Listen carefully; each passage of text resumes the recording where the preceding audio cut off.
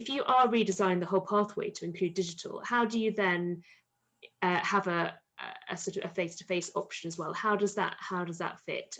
It'd be really, I think probably primary care more flexible, but yeah, maybe if we hear from both of you. Shanti, what are your thoughts on that? Yeah, so this is an interesting one. So for almost 6 years, the way I did the whole thing was to have a mix match of face-to-face and online slots in the clinic. So I would have about 2 or 3 appointments at the start of the clinic and 2 or 3 appointments at the end of the clinic, and have the middle with face-to-face so that people could log in and go to work or do it in their lunch break or whatever. And people were always given the option to come for a face-to-face that morning if they changed their mind or there was something there that needed physical examination. So the slot was still there. You could just flip them around.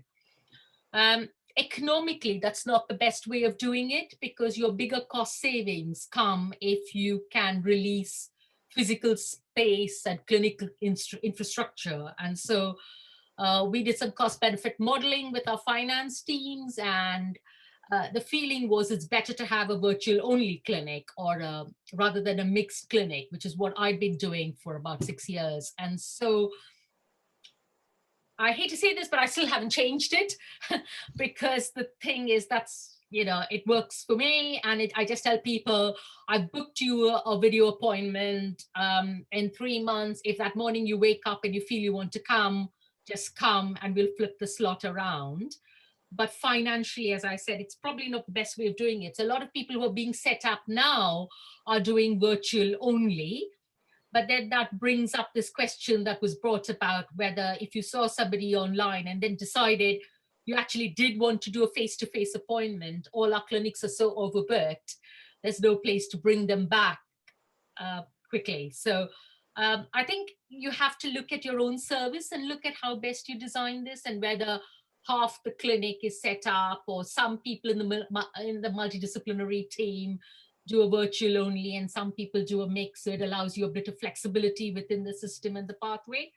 So I think you can't generalize that, and I think you have to talk with the whole team and look at what best suits you.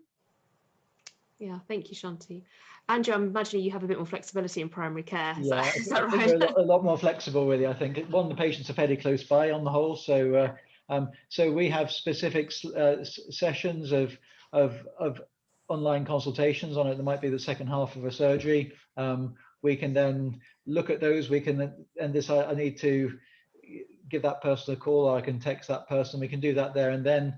And then we have some slots later in the day. If I think I need to actually see this person face to face, you can then bring them back for either a video or a face-to-face consultation later in the day. So and quite often we have that discussion with the patient. So someone may have a painful shoulder. I'd think about, could I actually do a video examination of this shoulder, or do I need to see it face to face? So there's a bit of a clinical judgment and a bit of actual patient preference as well, and what do they feel comfortable doing. So I think and again, by doing it that way, as we look at our estates, it's giving us the flexibility then to have a clinician working in not from a consulting room for certain parts of the day, so you can free up more clinical space for other clinicians to use.